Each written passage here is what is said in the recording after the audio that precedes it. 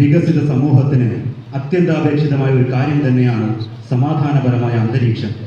കുടിക്കാൻ ദാഹജലം, ശ്വസിക്കാൻ ശുദ്ധവായു, ഉടുക്കാൻ അത്യാവശ്യ വസ്ത്രങ്ങൾ, ഇവ ഒരാളിൽ നിന്നും തടഞ്ഞു വെക്കുന്നത് മാനവിക സമൂഹത്തിനാകെ നാണക്കേട്.